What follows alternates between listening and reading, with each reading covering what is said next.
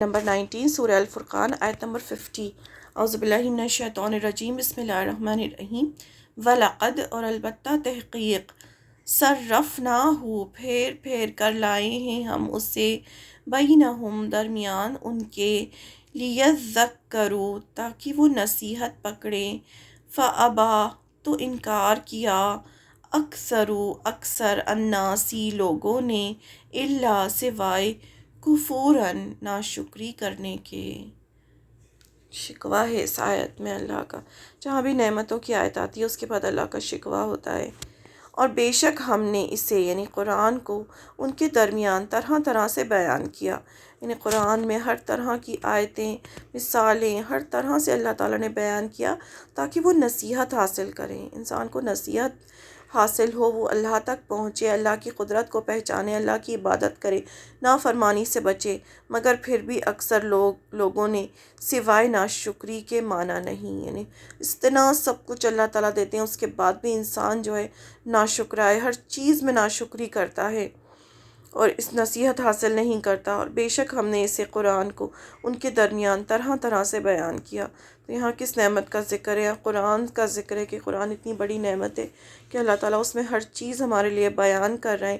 کیوں بیان کر رہے ہیں؟ تاکہ ہم نصیحت حاصل کریں، مگر پھر بھی اکثر لوگوں نے سوائے ناشکری کے مانا نہیں، نے پھر بھی ہر جو لوگ ہیں وہ لوگ ناشکری کرتے ہیں، قرآن ہوتے ہوئے بھی اسے پڑھتے نہیں ہیں، پڑھتے ہیں اپنی پوری زندگی صرف تلاوت کر کے بند کر کے رکھ دیتے ہیں، اسے سمجھنے کی کوشش نہیں کرتے، جبکہ قرآن ایسی چیز ہے کہ آپ اس کو سالوں سمجھیں تب بھی اس کے خزانے آپ کو کم لگیں گے، یعنی اس کی ہر آیت میں اتنا کچھ ہے، یعنی ہر آیت جتنی بار پڑھتے ہیں اتنے بار وہ الگ طرح سے سمجھ میں آتی ہے، اور اتنا ڈیپ ہوتا ہے کہ ایک آیت کا مطلب کہ ہم اپنی پوری زندگی بھی قرآن کے ساتھ لگا دیں تو پوری زندگی بھی کم ہے، اور لوگ اپنی پوری زندگی بنا قرآن کو سمجھے پوری زندگی بس ایسے ہی قرآن ریڈ کرتے ہیں، اٹھا کے رکھ دیتے ہیں اور ویسے ہی مر کے چلے جاتے ہیں۔ اتنی بڑی نعمت ہے جس سے وہ فائدہ نہیں اٹھاتے۔ قرآن اللہ کی بہت بڑی نعمت ہے جسے پڑھ کر سمجھ کر عمل کر کے ہی ہمیں اللہ کی رضا اور جنت ملے گی۔ جب ہم اسے قرآن کو پڑھیں گے نہیں تو ہمیں پتہ کیسے چلے گا کہ اللہ تعالیٰ کو ہم سے کیا چاہیے، کیا حلال ہے؟ بس تھوڑی سی چیزیں جو ہمیں پتہ ہوتی ہیں کہ یہ حلال ہے یہ حرام ہے، بس وہ جو دماغ میں رہتی ہیں بس ہم اسی کو فالو کرتے ہیں۔ لیکن جب ہم قرآن پڑھتے ہیں تو ہمیں ایک ہماری زندگی کا جو ایک سٹیپ ہوتا ہے اس میں قرآن ہمیں گائیڈ کرتا ہے۔ جب ہم بہت زیادہ قرآن پڑھتے ہیں آیتوں کو سمجھتے ہیں تو کوئی بھی سچویشن ہمارے سامنے آتی ہے تو ہمیں فوراً قرآن کی آیت یاد آتی ہے کہ اچھا اللہ تعالیٰ نے یہاں یہ کہا ہے اور یہ سچویشن ہے اور اب ہمیں یہ کرنا ہے، ہمیں یہ جواب دینا ہے یہاں پر، یا ہمیں اس طرح سے بیہیو کرنا ہے۔ تو ہمیں قرآن سے رہنمائی ملتی ہے، قرآن ہمیں گائیڈ کرتا ہے کہ کس سچویشن میں کیا بات کریں، کس سچویشن میں کیا عمل کریں، کیا کرنا چاہیے، کیا نہیں کرنا چاہیے۔ تو وہ ہمیں یاد آتا ہے جب ہم قرآن کے ساتھ بہت زیادہ وقت بتاتے ہیں۔ تو اس لیے ہمیں قرآن کو سمجھنا ہے، بہت اچھے سے سمجھنا ہے، اور اپنے اندر یہ کانسیپٹ پیدا کرنا ہے کہ قرآن ایک ہمارا سلیبس ہے جس کو پڑھ کے ہی ہم دنیا کا ایگزام دے سکتے ہیں۔ بنا قرآن کو سمجھے ہم دنیا کا ایگزام دے رہے ہوتے ہیں اپنی مرضی سے، پھر ہم پریشان ہوتے ہیں جب ہم اپنی مرضی سے الٹے سیدھے جواب دیتے ہیں، پھر جو اس کے سائیڈ ایفیکٹس ہوتے ہیں، جو پلٹ کے جو چیز ہمارے اوپر آتی ہے اس سے ہم پریشان ہوتے ہیں کیونکہ ہم نے غلط آنسر کیا ہوتا ہے۔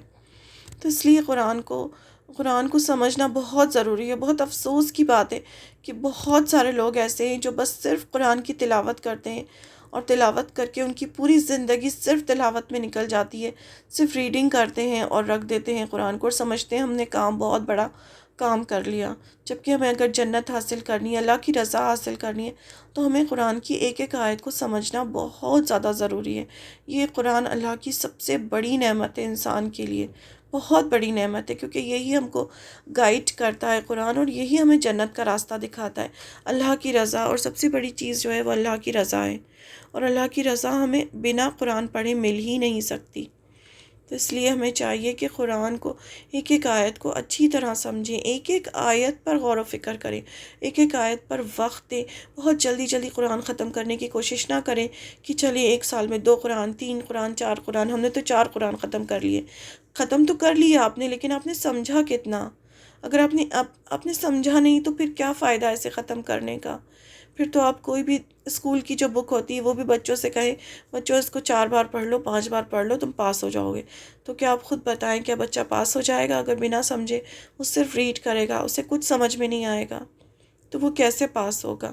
تو اسی طرح سے ہم اگر قرآن کو سمجھیں گے نہیں، ہم اس پر عمل نہیں کریں گے، ہمیں سمجھ نہیں آئے گا کہ اللہ تعالیٰ ہم سے چاہتے کیا ہیں، تو ہم کیسے دنیا کا اتنا بڑا ایگزام پاس کریں گے جس کی جو قیمت ہے وہ جنت ہے؟ تو ہمیں سوچنا چاہیے، غور و فکر کرنا چاہیے اس بارے میں کہ ہم کیا کر رہے ہیں۔ اب تو سارے وسائل موجود ہیں، یعنی ہم جو ہے اللہ تعالیٰ کے سامنے کوئی ایکسکیوز نہیں رکھ سکتے کہ ہم نے تو اس لیے قرآن نہیں پڑھا کیونکہ قرآن عربی میں تھا۔ اب تو ہمارے ہاتھ میں ہر چیز ہے، یعنی جو موبائل ہے یہ بہت بڑا ہمارے خلاف گواہی دے گا اللہ تعالیٰ کے پاس۔ اللہ تعالیٰ کہیں گے کہ تم اس میں سے دیکھ نہیں سکتے تھے، تفسیر نہیں پڑھ سکتے تھے، تم اس میں سے تم اس کو سمجھ نہیں سکتے تھے، تم اتنا وقت لگاتے تھے، تمہارے ہاتھ میں موبائل رہتا تھا، تم کچھ بھی پڑھ سکتے تھے، اتنے سارے ٹرانسلیشنز، ہر چیز موجود ہے۔ اور ایک اور حدیث ہے بخاری کی کہ جس نے 60 سال کراس کر لیے اپنی زندگی کے، پھر اس کے پاس تو کوئی ایکسکیوز نہیں رہے گا، یعنی اللہ تعالیٰ اس سے کوئی ایکسکیوز نہیں لیں گے، کیونکہ 60 سال کی عمر جو ہوتی ہے وہ اتنی عمر ہوتی ہے کہ انسان اس میں کچھ بھی کر سکتا ہے۔ تو جس کے 60 سال کراس ہو جاتے ہیں اس کے بعد وہ ایکسکیوز پیش کرے گا اللہ کے سامنے کہ میں نے اس لیے یہ نہیں کیا، اس لیے نہیں کیا، تو اللہ تعالیٰ اس کا کوئی ایکسکیوز قبول نہیں کریں گے۔ تو اس لیے ہمیں چاہیے کہ جب اللہ ہمیں ہدایت دے دے تو فوراً قرآن کو پڑھنا شروع کریں، اسے سمجھنا شروع کریں، اس پر غور و فکر کریں، اس کی ایک ایک بات کو سمجھیں۔ دیکھیے اللہ تعالیٰ قرآن کے ذریعے سے ہم سے بات کر رہے ہیں، اللہ تعالیٰ ہم سے بات کر رہے ہیں، یہ کام کرو، یہ کام نہیں کرو، دیکھو اس پہ غور و فکر کرو، میں نے تمہیں کتنی نعمتیں دی ہیں، تم کیوں ناشکری کرتے ہو؟ تو یہ سب چیزیں جو ہے اللہ تعالیٰ ہم سے بات کر رہے ہیں۔ اور آپ دیکھیں جیسے جیسے ہم قرآن پڑھتے جاتے ہیں ہمیں راستہ دکھائی دیتا ہے، ہمیں جنت کا راستہ دکھائی دینا شروع ہو جاتا ہے۔ قرآن اللہ کی بہت بڑی نعمت ہے جس کو پڑھ کر، سمجھ کر، عمل کر کر ہی ہمیں اللہ کی رضا اور جنت ملے گی۔ اسی کتاب سے ہمیں معلوم ہوگا کہ کیا صحیح ہے کیا غلط، ہماری کس بات سے اللہ تعالیٰ خوش ہوتے ہیں اور کس بات سے ناراض۔ اسی کتاب کے ذریعے ہی ہم جنت تک پہنچ سکتے ہیں۔ اسی لیے یہ دنیا کی سب سے بڑی نعمت ہے۔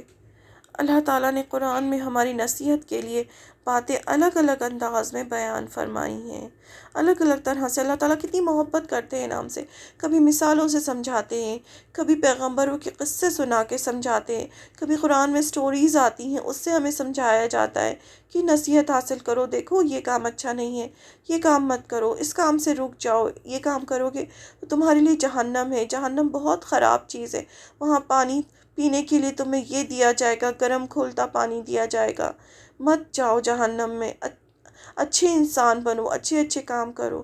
تو کتنا کچھ ہے قرآن میں کہ اگر ہم صرف قرآن ہی پڑھتے جائیں تو ہمیں اتنی اللہ کی محبت محسوس ہوتی ہے کہ اللہ تعالیٰ ہم سے اتنی محبت کرتے ہیں، وہ نہیں چاہتے کہ ہم جہنم میں جائیں۔ پھر اس آیت میں شکوہ ہے اللہ تعالیٰ کا کہ اللہ نے اتنی عظیم کتاب بندوں کو دی لیکن اکثر لوگ غفلت میں ہیں، یعنی ہم ہر گھر میں قرآن موجود ہے، ہر گھر میں، یہاں تک کہ ہر موبائل میں بھی قرآن ہوتا ہے، لوگ رکھتے ہیں قرآن کو سیو کر کے پڑھنے کے لیے، لیکن اس کے باوجود دیکھیں اگر ہم سمجھیں گے نہیں تو کیسے ہم دنیا کا ایگزام پاس کریں گے؟ تو یہ شکوہ ہے اس آیت میں اللہ کا۔ وہ دنیا میں اتنے ڈوبے ہوئے ہیں کہ کہتے ہیں کہ قرآن پڑھنے کا وقت نہیں، بہت سارے لوگ تو پڑھتے بھی نہیں ہیں اور نہ پڑھ کر نہ مان کر اتنی بڑی نعمت کی ناشکری کرتے ہیں۔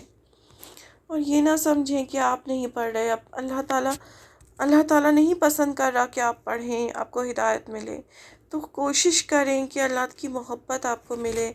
اب قرآن پڑھیں، قرآن سے دوستی کریں، ہر آیت کو سمجھیں، ایک ایک آیت پر رکیں، بہت جلد بازی نہ کریں قرآن پڑھنے میں، کہ جلدی جلدی بس سال میں 2 3 4 قرآن ہم نے تو پڑھ لیے ہو گیا.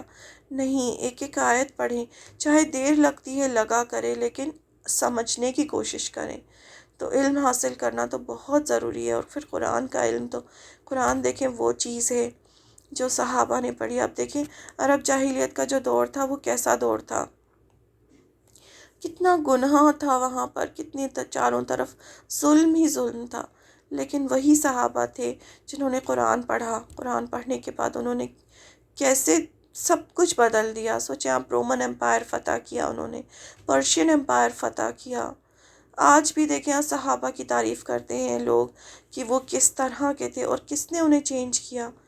انہیں قرآن نے چینج کیا. پھر اللہ نے ان کی قرآن میں تعریف کی کہ اللہ ان سے راضی ہو گیا. تو یہ قرآن کتنی بڑی چیز ہے. اور ہمارے لیے تو دیکھیے قرآن سمجھنا اور بھی آسان ہے. ہم تو آج کل کے سو کالڈ پڑھے لکھے لوگ ہیں، ہم نے تو سائنس بھی پڑھی ہے، ہر چیز پڑھی ہے ہم نے. ہم اگر قرآن کی کوئی آیت آتی ہے تو ہم فوراً اس کو ریلیٹ کر سکتے ہیں اپنے سبجیکٹس کے ساتھ کہ ہاں یہ ہم نے پڑھا ہے. لیکن اس زمانے میں تو دیکھیے وہ لوگ تو پڑھے لکھے بھی نہیں تھے، اس کے باوجود ان کا ایمان کتنا مضبوط تھا کہ جو اللہ نے کہہ دیا اس کو وہ فوراً ایز اٹ از مان لیتے تھے. اور کہاں پہنچے وہ، کس بلندی پر پہنچے. تو قرآن جو ہے وہ سب سے بڑی نعمت ہے انسان کو، جو اللہ کی ملی ہوئی نعمت ہے. انسان کہتا ہے میرے پاس کچھ نہیں ہے، کچھ نہیں ہے. اتنا کچھ تو دے رکھا ہے اللہ تعالیٰ نے اسے. ہر چیز پر ہمیں چاہیے کہ اللہ کا شکر ادا کریں اور اس نعمت کی قدر کریں. اگر ہم قدر نہیں کرتے تو نعمت چھین لی جاتی ہے، جو ہمیں پتہ چلے گا قرآن سے ہی کہ جب ہم اللہ تعالیٰ کوئی نعمت ہمیں دیتے ہیں اور ہم اس کی ناقدری کرتے ہیں تو وہ نعمت ہم سے چھین لی جاتی ہے.